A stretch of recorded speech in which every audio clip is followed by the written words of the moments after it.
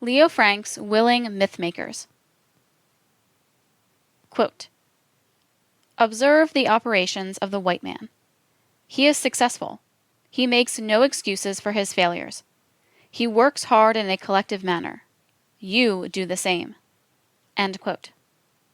The Most Honorable Elijah Muhammad. After almost a century of energetic circulation, the, quote, hang the Jew or we'll hang you, end quote, claim is proved to be mere propaganda for the promotion of the Leo Frank legend. The sheer number of respectable authors that have trafficked in some version of the falsehood is truly breathtaking. Major publishers like Henry Holt, HarperCollins, and Oxford University Press, and academic centers like American Jewish Historical Society, the Jewish Virtual Library, and the American Jewish Archives have allowed the false claim to find its way into the most scholarly works, some being standards in their field. Here are just some of the many published variations on the hang the Jew fable, which was once falsely promoted by these authors and publishers as the only truth of the Leo Frank case. Source: Abraham Foxman, former National Director of the Anti-Defamation League. Myth. Quote, his trial was a spectacle. Threats, intimidation, and a boisterous crowd outside chanting, kill the Jew, and hang the Jew, could easily be heard through the courtroom's open windows. End quote. Source: Anti-Defamation League website. Myth. Quote, hang the Jew, hang the Jew. This was the cry of the furious mob outside the Atlanta courthouse. End quote. Source: Will Haygood, from Showdown, Thurgood Marshall and the Supreme Court nomination that changed America. Myth. Quote, Frank had his day in court. Hang the Jew or we'll hang you were some of the shouts he heard while seated. End quote. Source: S. L. Alexander from Media and American Courts. Myth. Quote, during the trial, crowds outside the courthouse had chanted, hang the Jew or we'll hang you. End quote. Source: Harry Golden.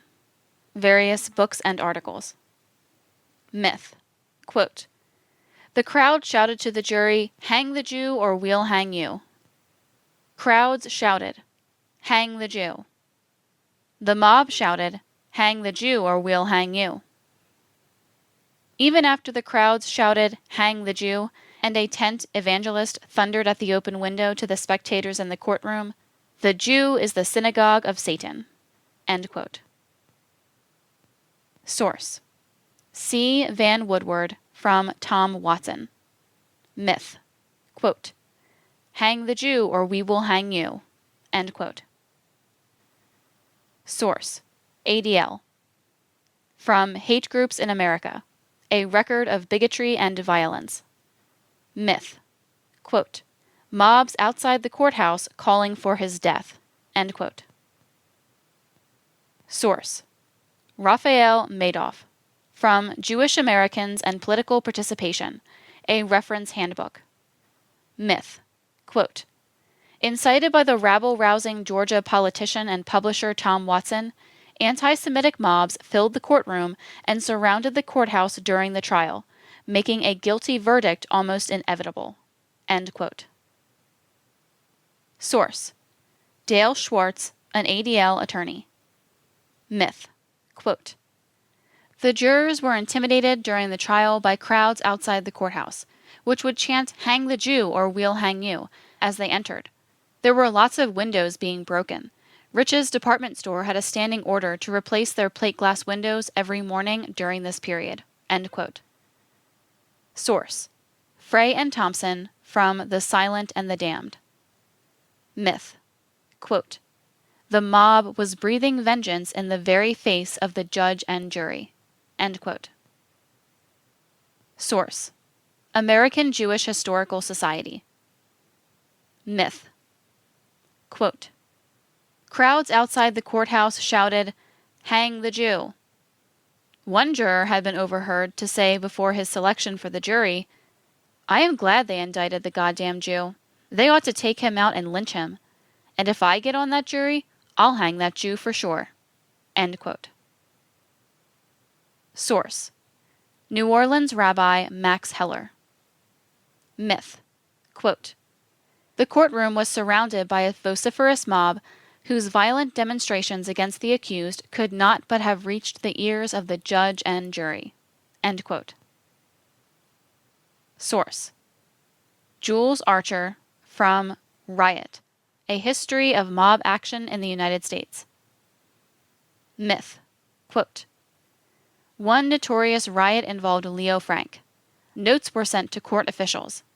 'Hang the Jew or we will hang you.'" End quote.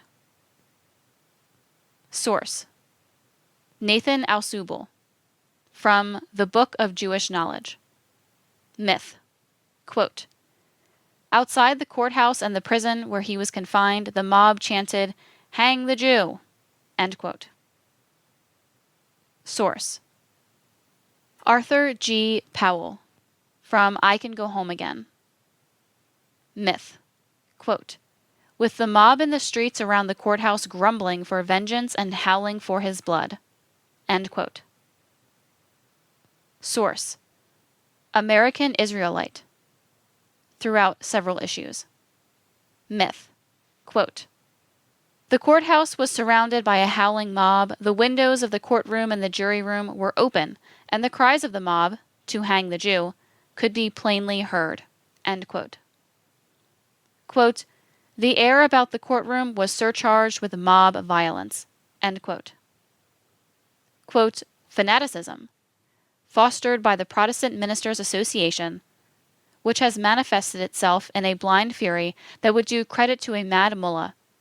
It is no marvel that justice may have miscarried, and that a jury composed of ordinary mortals may have feared for their very lives, with a mob howling and threatening beneath the open windows of the courtroom." End quote. Quote, "Outside the courtroom a howling mob had gathered, and under the window of the jury room they shouted epithets of hostility to anyone who would stand up for Frank. 'Get the Jew' was the most frequently heard expression. The public clamored for his conviction and death. The trial court was terrorized." End quote. Quote, "The moment the cry of 'Hang the Jew' was raised, the case was made one of interest to every Jew in the United States." End quote. Source: Liva Baker from The Justice from Beacon Hill, The Life and Times of Oliver Wendell Holmes. Myth.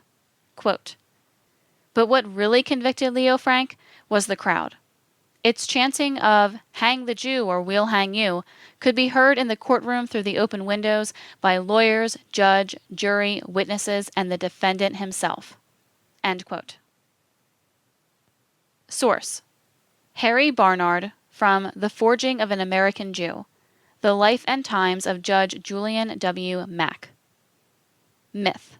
Quote, "Hang the Jew or we will hang you," they screamed at the jurors. End quote. Source: Mark K. Bauman from Dixie Diaspora, an anthology of Southern Jewish history. Myth. Quote, "The crowd outside the courtroom chanted, 'Hang the Jew, hang the Jew.'" End quote. Source: Mark Bauman in the Georgia Historical Quarterly. Myth. Quote, "In a sensational trial in an anti-Semitic atmosphere, Frank was found guilty of murder and sentenced to death." End quote. Source: Larry Tye from Homelands, Portraits of the New Jewish Diaspora. Myth.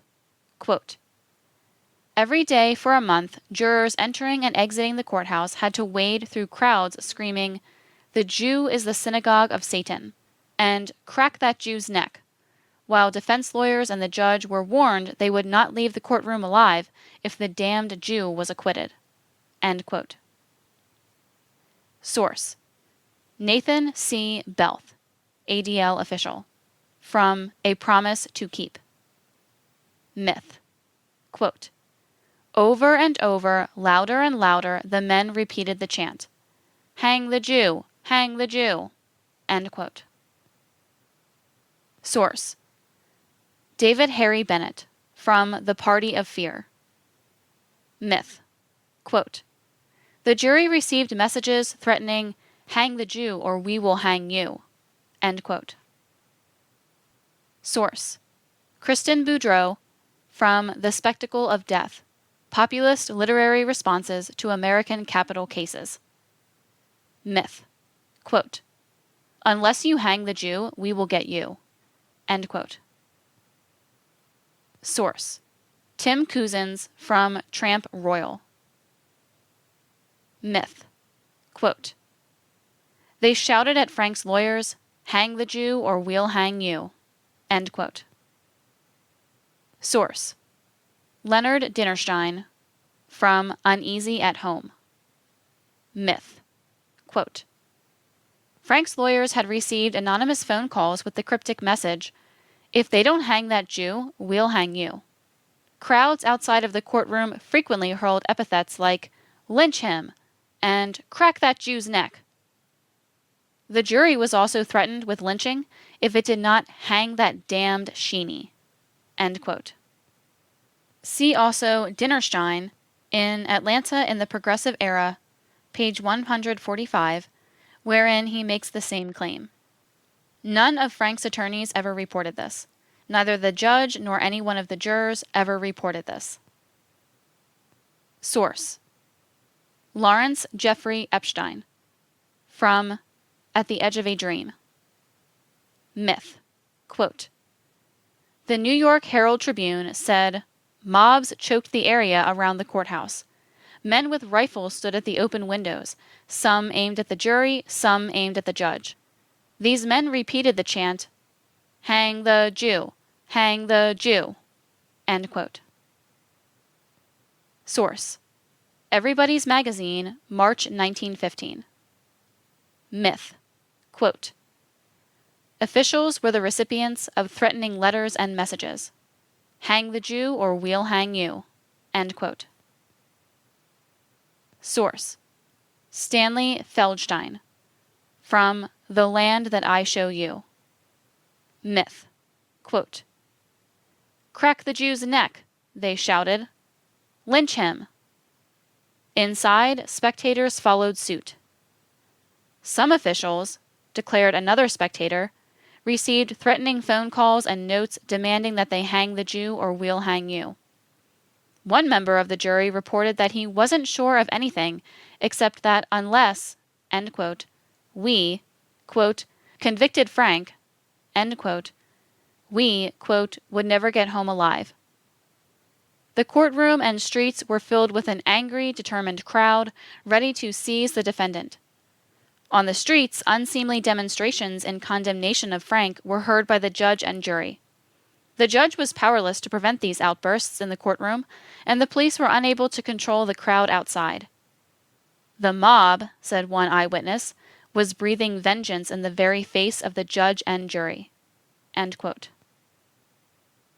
Source: Norman H. Finkelstein, from Forged in Freedom. Myth. Quote, chants of hang the Jew and the inflammatory words of traveling preachers. The Jew is the synagogue of Satan, nearly drowned out the legal proceedings inside. Hawkers on the street sold a variety of anti-Semitic pamphlets. End quote. Source: Louis Fisher, from American Constitutional Law. Myth. Quote, his trial was dominated by angry crowds chanting, hang the Jew. End quote. Source: Leo Frank, quoted in The Frank Case, from American Israelite. Myth. Quote, an atmosphere seething with mob violence and clamor for my life. End quote. Source: Ronald Gottsman and Richard Maxwell Brown, editors of Violence in America. Myth. Quote, shouting threats to the jury through the open windows. Hang the Jew. End quote. Source: Melissa Fay Green, from The Temple Bombing. Myth. Quote, every day for a month, the jurors traveled to and from the courthouse through the mobbed streets, where people cried out, "Crack that Jew's neck," and "Hang the damned Sheeny," and the judge and the defense attorneys were threatened. End quote. Source: David C. Gross from the Jewish People's Almanac. Myth. Quote, over and louder, the men repeated the same chant. "Hang the Jew! Hang the Jew! Hang the Jew!" End quote. Source: Jeffrey S. Gurock and Jacaranda Wiley from Anti-Semitism in America. Myth. Quote, crack the Jew's neck. End quote. Source: Ben Haas from KKK. Myth. Quote, threatening mobs gathered about the courthouse during the trial, crying, "Hang the Jew!" End quote. Source: Stuart Allen Rockoff from Jewish Racial Identity in Pittsburgh and Atlanta, 1890 to 1930. Ph.D. dissertation. Myth. Quote, in late July of 1913, Frank's trial began. Large crowds of people gathered outside the courthouse to root on the prosecution and threaten the jury as they entered and exited the building, yelling such things as "Kill the Jew." End quote. Source: Kermit Hall and David Scott Clark from the Oxford Companion to American Law. Myth. Quote, shouts of "Hang the Jew" were periodically heard in the courtroom. End quote. Source: Jewish Currents. Myth. Quote, in the sweltering heat, their tribal chant, like a tidal surge, "Hang the Jew." End quote. Source: Robert Michael from A Concise History of American Anti-Semitism. Myth.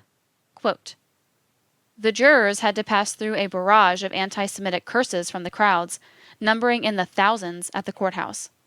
A favorite epithet was taken straight from the New Testament book of Revelation, 2939. The Jew is the synagogue of Satan. End quote. Source: Jewish Virtual Library. Myth. Quote, crowds outside the courthouse shouted, "Hang the Jew." End quote. Source: Michael J. Klarman. From Jim Crow to Civil Rights. Myth. Quote, each day, trial participants could hear a mob screaming, "Hang the Jew," through the open windows. End quote. Source: William Kunstler from And Justice for All. Myth. Quote, the courthouse was ringed by thousands of people who shouted such pleasantries as, "Hang the Jew or we'll hang you." End quote. Source: Howard J. Langer from The History of the Holocaust. Myth. Quote, jurors heard mobs shouting, "Hang the Jew," through courthouse windows. End quote. Source: Elisa Labo from First Person Jewish. Myth. Quote, a rowdy crowd outside the trial allegedly shouted, "Hang the Jew." End quote. Source: Leonard W. Levy et al. From Encyclopedia of the American Constitution. Myth. Quote, a mob shouting outside the courtroom, "Hang the Jew or we'll hang you." End quote. Source: Alonzo Mann in 1982, 69 years after he had testified at the trial as a 13-year-old office boy. Myth. Quote, there were crowds in the street who were angry and who were saying that Leo Frank should die. Some were yelling things like, "Kill the Jew." End quote. Source: Jacob Rader Marcus from Critical Studies in American Jewish History. Myth. Quote, crack the Jew's neck. End quote. Source: Alan Middleman, Robert A. Leaked, and Jonathan D. Sama. From Jewish Polity and American Civil Society. Myth. Quote, only a few months before the ADL's founding, 1913, a young Jew named Leo Frank had been convicted of rape and murder after a trial by prejudice in which mobs choked the courthouse area screaming, "Hang the Jew." End quote. Source: Gustavus Myers and Henry M. Christman. From History of Bigotry in the United States. Myth. Quote, hang the Jew or we will hang you, was the purport of notifications to court officials, and these menaces were reinforced by threatening mobs choking the area around the courthouse and adjacent approaches. End quote. Source: Louis J. Paper. From Brandeis, An Intimate Biography. Myth. Quote, the crowds outside the courthouse kept chanting, "Hang the Jew." End quote. Source: Shelley Kapneck Rosenberg, et al. From History of the Jews in America. Myth. Quote, although the case against him was weak, crowds stood outside the courthouse screaming, "Hang the Jew." End quote. Source: Jonathan D. Sama. From The American Jewish Experience. Sama. From American Judaism, A History. Myth. Quote, crowds outside the courthouse chanted, "Hang the Jew." End quote. Source: Harry Simonhoff. From Saga of American Jewry. Myth. Quote, the court officials received messages, "Hang the Jew or we will hang you." End quote. Source: Howard Simons. From Jewish Times. Myth. Quote, as the jury came in every day, the crowd outside was reported by the press to chant, "Hang the Jew or we'll hang you." There were lots of windows being broken. End quote. Source: Southern Exposure. Institute for Southern Studies. Myth. Quote, crowds gathered outside the courthouse chanted, "Hang the Jew." End quote. Source: Samuel Tenenbaum. From Why Men Hate. Myth. Quote, they heard mobs shouting, "Hang the Jew or we will hang you." End quote. Source: Elaine Marie Alphen. From An Unspeakable Crime. Myth. Quote, the crowd outside. People cheered, booed, and shouted at the witnesses, the lawyers, the judge, and even the jury. They threatened, "Hang that Jew or we'll hang you." End quote. Source: Michael Bronsky. From The Return of the Repressed and Shofar. Myth. Quote, during the trial, the growing mob outside of the courthouse would give voice to such sentiments as wanting the damned Jew to be convicted. End quote. Quote, the popular sentiment on the streets specifically equated Frank's Jewishness with his guilt. End quote. Source: His Life to Vent Public Prejudice. Washington Post. Myth. Quote, shall Leo M. Frank go to his death a victim of an ancient and merciless prejudice? Reflecting men recall with sober shame the ribald jeers and ravening bloodlust with which disorderly mobs surrounded the scene of his trial and communicated their evil prejudices to the minds of those who decided his fate. End quote. Source: Peter Golden. From O Powerful Western Star, American Jews, Russian Jews, and the Final Battle. Myth. Quote, during the trial, which made national headlines, angry mobs besieged the courthouse. End quote. Jews in the Philo-Semitic Apartheid South. Quote, at the time of the Phagan murder, Atlanta was a Philo-Semitic city. its assimilated German Jewish elite were part of the financial and legal power structure. End quote. Steve Oney. Quote, "The city of Atlanta has grown to its present greatness and must depend for its future growth upon young men like myself." End quote. Leo Frank. An important myth about the position of Jews in the South during the slavery and Jim Crow eras continues to heavily influence common perceptions about the Leo Frank case. Fundamental to the popular legend of Leo Frank is the belief that Jews in the South were somehow outsiders in a peculiarly evil culture, and thus more prone to be victimized by the swirl of regional race hatreds.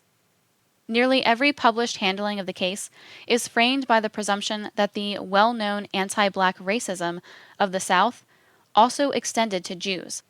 Therefore, the fate of Leo Frank must be understood in that violent and xenophobic context. But the history of the American South shows that the, quote, atmosphere, end quote, for Jews during the eras of slavery and Jim Crow was not just attractive, but especially welcoming and, most of all, extremely profitable. The indigenous Creek Nation, decimated by the genocidal European invasion, were forcibly expelled to make way for the African slave-based plantation system. Jews arrived in colonial Georgia in 1733, 180 years before the murder of Mary Phagan, and they were well integrated in the settlement among their Gentile neighbors. One of the most popular writers on 20th century Southern Jewry, Harry Golden, himself a scholar of the Leo Frank case, addressed a persistent theme about Southern Jewish history he was determined to debunk. Quote, "The point I hope to establish is that this most Gentile section of America has provided the most favorable atmosphere the Jewish people have known in the modern world." End quote. Golden was speaking specifically about the American South. The reverence that most Bible Belt evangelical Christians held for the, quote, people of the book, end quote, placed Jewish immigrants in a special class. Their presence was even taken by many Southern Gentiles as a sign of God's favor, and his endorsement of their slave-based society. In fact, Christians in the American South were time and again militantly protective of their Jewish population. A century and a half before New York became the focal point of Jewish life, wealthy and cultured Jews thrived in the large elite community of Charleston, South Carolina. The city was both a major slave trading center and the birthplace of Reform Judaism, the branch of religion to which Leo Frank belonged and with which most Jews identify today. Since the earliest times, Georgia's Jews had enthusiastically performed their sacred Southern duties as slave masters and slave dealers, and all had shared in the benefits of the African slave trade.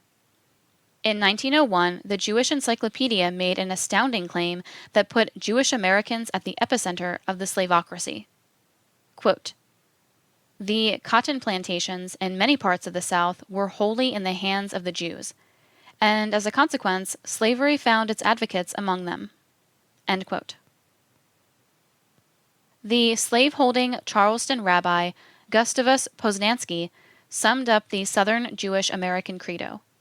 Quote, "This," end quote, Charleston, quote, "synagogue is our temple, this city our Jerusalem, this happy land our Palestine, and as our fathers defended with their lives that temple, that city, and that land, so will our sons defend this temple, this city, and this land." End quote. After the Civil War, Atlanta became the region's new urban and industrial center, attracting enough of their faith to have the largest population of Jews of any city in the South. Jewish upward mobility was described by Albert Lindemann as, quote, "more striking in Atlanta than in most northern cities," end quote, and Jews routinely held positions of public trust in this ultra-Christian, militantly white supremacist region. At least 12 Jews held office in Jim Crow Atlanta between 1874 and 1911. Considerable representation for a group that never exceeded 3% of the total population. In 1875, Aaron Haas became Atlanta's first mayor pro tem, and his nephews Herbert and Leonard would become Leo Frank's lawyers in 1913. Joseph Hirsch, a millionaire clothing merchant, cotton goods manufacturer, and city council member, and other prominent Jews led in the establishment of Atlanta's racially segregated Grady Hospital. Scholar of Southern Jewry Mark K. Bauman maintains that of all the immigrant groups, the German Jewish community particularly, quote, exerted power beyond its size so that it wielded considerable political influence and preferment, end quote. Jews played a disproportionate role in the city's economy, a high proportion being merchants, wholesalers, and tradesmen. According to one scholar, Jewish, quote, business leaders owned many of the largest commercial and manufacturing enterprises that provided employment for many local citizens, end quote. Jews were partners in their own and Gentile law firms. They sat on grand juries. They served as bank founders, presidents, and officers. And they became officials in the Chamber of Commerce. Quote, from 25 to over 35%, end quote, of Freemasons and many of the highest officers in the Masonic order were Jews. Praise of Jews by their Gentile neighbors was effusive, as in this 1890 statement from an Alabama merchant extolling the, quote, Hebrews of Atlanta, end quote, in the pages of the Atlanta Constitution. Quote, there is no one element in this city's makeup more powerful than that. Look around you in any and every business, in every walk of life, and you will see that the leaders are the Hebrews. Everybody must admire the wonderful business capacity with which the race seems imbued, and everybody who makes any study of their home life will agree with me when I say that no people in the world are happier in their homes, none are better to their kinfolk, and none are better to the poor and needy. No religion has such well-organized, such sensible, and such beautiful charities. End quote. In that same year, a Jewish man surveying his own people's accomplishments crowed, quote, here in Atlanta, they, end quote, the Hebrews, quote, are found in all walks of life, and they own, I suppose, between $2,500,000 and $3 million worth of property. That is a conservative estimate, end quote.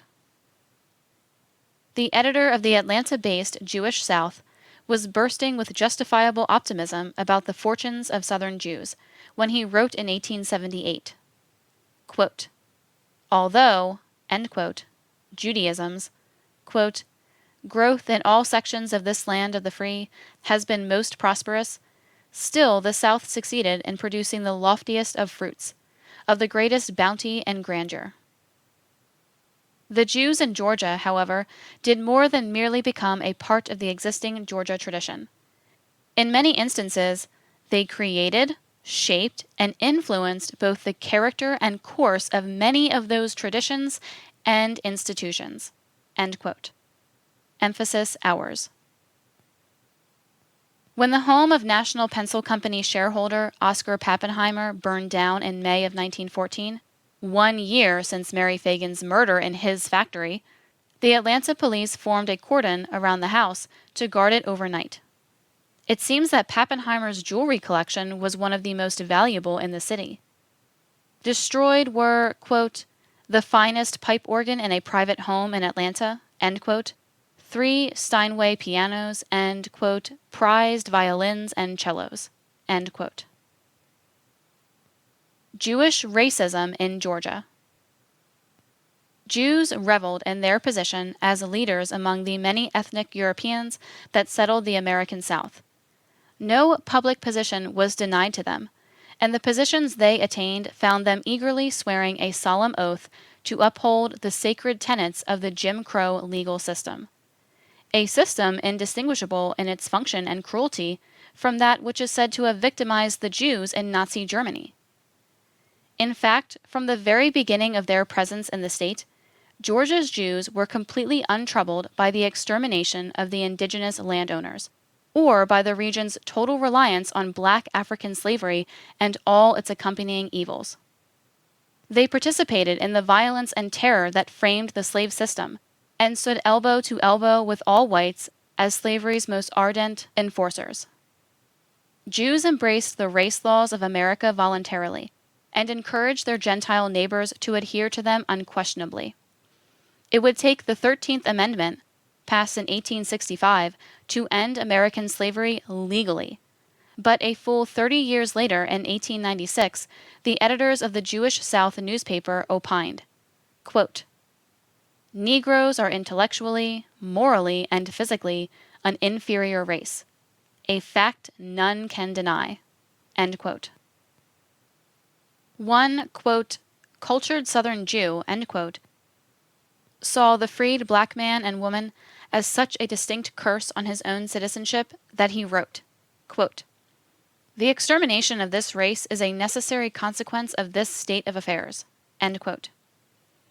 Those words of genocide against blacks were not uttered in the hushed tones of a secret society meeting, or in a remote cornfield under a burning cross, but published in a respected Jewish newspaper. Charles Rubin, a Polish immigrant growing up in Georgia, recalled, quote, "I heard the term nigger used by Jewish sons of immigrant parents with the same venom and contempt as the term Zid was used in the old country." End quote. Against Jews. The Ku Klux Klan emerged after the Civil War to violently force blacks back onto the plantation to perform the requisite manual labor so essential to white survival. Jews who held critical positions in the region's economy were well aware of its black foundation. So it is no surprise that Jews were actual members of that terrorist group and provisioned it with material support. The respected Atlanta resident Harry Simonhoff wrote with incredible irony, quote, "A lingering tradition of religious tolerance made it possible for Jews and Catholics to be members of the night riding group." End quote. Isaac Herman of Sandersville, Georgia, was a Confederate veteran and a full-fledged Ku Klux Klansman. He firmly believed the ex-slaves, quote, "best protectors were the old masters who had so lovingly provided for them." End quote. Judah P. Benjamin, considered the most important Jew in the history of the South, was not just the enslaver of at least 140 Africans. He was so important to the South's mission to maintain slavery, his face was imprinted on the Confederate money. After the Civil War, he fled to England, wherefrom he actually financed, with money from the sale of slave-picked cotton, the creation of the original Ku Klux Klan. There were many Jews who believed, as did Frank J. Cohen, editor of the Atlanta weekly The Jewish Sentiment, when he said, in perfect harmony with Klan doctrine, quote, "The white man will rule by fair means or by foul.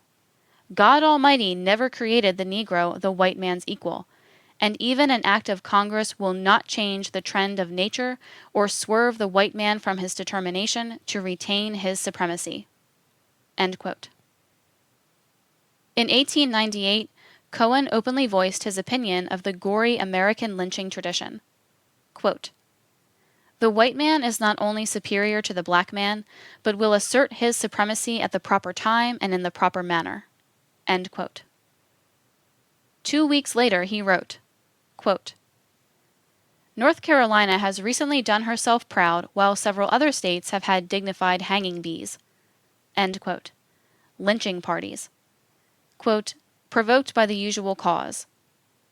Those Negroes who conduct themselves properly are respected and protected, but the lawless brute who violates the sanctity of the white man's home deserves death and usually receives it with electrical swiftness." End quote.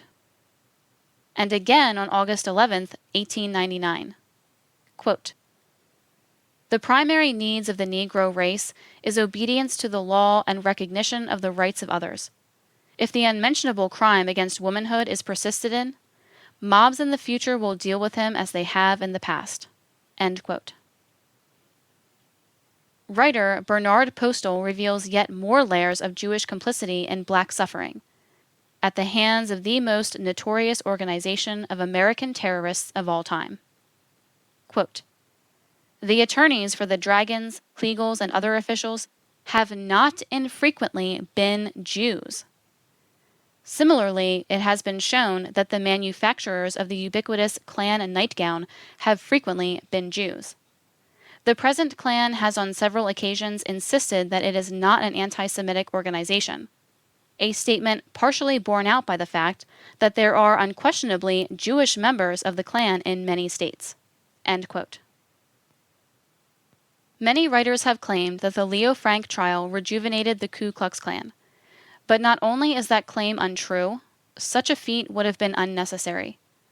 The very day Mary Phagan was murdered, April 26, 1913, was a holiday as revered in the South as Christmas is in the North.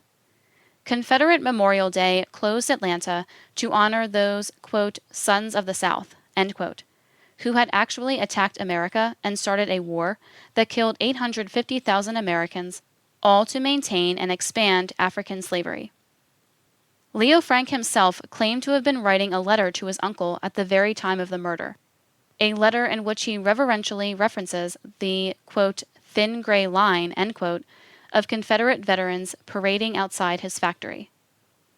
Frank's prominent Jewish backers found no inconsistency in trying to solicit the notable attorney Thomas E. Watson to defend Frank, though Watson was, at the time, the outspoken ideological leader of the white supremacy movement in the state of Georgia. A decade after the lynching of Leo Frank, the KKK had an office next door to the headquarters of the Federation of Jewish Charities. In 1925, Atlanta Jews held a fundraiser, and Governor Clifford Walker and Mayor Walter Sims, both well-known Klansmen, quote, attended the affair as guests of honor, end quote. Ironically, Anti-Defamation League National Board member Dale Schwartz, the attorney who relentlessly pursued a pardon for Leo Frank in the 1980s, grew up in a merchant family in Georgia that knowingly sold disguises to Ku Klux Klan members. He said that, quote, whenever we sold a lot of white sheets, we knew there was going to be a Klan meeting, end quote. As elsewhere in the South, Atlanta Jews applied their extraordinary political and economic power in support of the racial status quo. White gangs met and organized at the O.H. Silverman Company building before their reign of murderous terror in the Atlanta Massacre of 1906. Pawnbrokers Morris and Samuel Greenblatt at 123 Peters Street supplied the racist Atlanta sheriff John Nelms with guns after he spread the false provocation that, quote, the outrages upon white women must stop if every Negro and many miles of Atlanta have to be killed, end quote.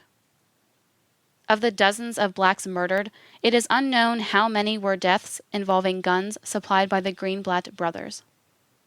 That same year, a Jewish member of the Carnegie Library Board voted to deny black Atlantans access to the public library. Foreshadowing the anti-Jewish humiliation policies of the Nazi era, Atlanta industrialist Oscar Pappenheimer, wishing to distinguish between industrious and vagrant Negroes, suggested that all blacks be compelled to carry documents which would indicate their appearance, employment, abode, and prior conduct. Pappenheimer was a major stockholder in the National Pencil Company, and one of the company's officials who received Frank's weekly financial statements. Unfortunately, the acts of Jewish racism cited above, quote, were not isolated incidents, end quote, and betray instead a consistent and well-established Jewish pattern. Despite existing at opposite poles of Georgian society, blacks and Jews were often found in intimate but dysfunctional association. The recent Eastern European immigrant Jews nursed themselves into, quote, a major force, end quote, as peddlers and retail merchants selling overpriced inferior goods in the post-slavery black shantytowns. Moreover, the Jewish merchants traded, quote, in all things with African Americans, end quote, including such socially destructive commodities as beer, wine, and liquor. And in so doing, as one scholar writes, the merchants were, quote, not so much providing the lifeblood of the black community as injecting it with poison, end quote.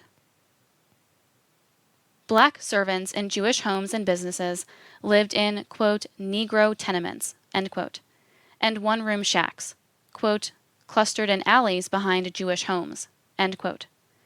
Blacks provided a cheap, immobile, and optionless labor pool for the, quote, people of the book, end quote. But they also served to, quote, deflect local prejudices which might otherwise have been directed against Jews, end quote. Even with this critical black sacrifice in behalf of Jewish progress, there is no record of a single Jew using his office or influence to fight for a colorblind legal system, before, during, or after slavery, right up to and long past the time when Leo Frank was charged with the murder of Mary Phagan. According to Stephen Hertzberg, quote, there is little evidence to suggest that any of Atlanta's Jews desired a greater amelioration in the condition of blacks, end quote. Rather, they, quote, clearly benefited from the system of white supremacy, end quote. Georgia laws specifically targeted blacks, not Jews, and were designed to keep blacks separate, defenseless, and exploitable. Blacks could not be buried in the same cemetery as whites, nor could they eat in the same room, ride on the same automobile or railroad car, or co-mingle with them in any way. Barbershops were racially separate, though black barbers could tend to white male patrons. Whites and blacks could not even serve time on the same chain gang. The 1914 Wood Amendment to the segregation law gave a white citizen the right to object to a black person moving next door to him. 10 years after Leo Frank murdered Mary Phagan, Atlanta's city council officially set up separate residential districts, and in 1931 it became illegal for a member of one race to move into a house that had been previously occupied by another race. Jews, by the way, were incontestably white. Sports teams could not play within 2 blocks of a playground set aside for another race, and movie theaters, pool halls, and other places of amusement had to serve one race or the other. According to law, quote, any ascertainable trace, end quote, of black blood in the veins of anyone made them by law, quote, colored, end quote. All of this madness was in full-fledged operation with the full participation of Jewish Georgians, even as Adolf Hitler was said to be fashioning the exact same set of laws against Jews an ocean away. Georgia's racial codes drew not a trace of Jewish indignation or protest. Perhaps the most poignant testimony came from the chosen leader of the Jews in Georgia, who told a journalist that the African American, quote, had no value in the South, end quote. That harshly racist assessment came from none other than the elected president of the Atlanta chapter of B'nai B'rith, Leo M. Frank. So Jews clearly entered the Leo Frank drama in 1913 as privileged leaders of Atlanta's white society. Anti-Semitism was unheard of and nowhere experienced, and went unexpressed if anywhere believed. Jews were highly regarded by the Gentile elite as useful, industrious, and even indispensable to the city's fortunes. The Gentiles embraced and assimilated with their Jewish brethren without hesitation, and both Gentile and Jew carried these religio-racial dynamics into the most explosive case in Georgia history. Be with us again next time when we present the next chapter of The Secret Relationship Between Blacks and Jews, Volume 3. The Leo Frank Case, The Lynching of a Guilty Man. Prepared by the Historical Research Department of the Nation of Islam, Chicago, Illinois. Copyright 2016 by Latimer Associates. All rights reserved.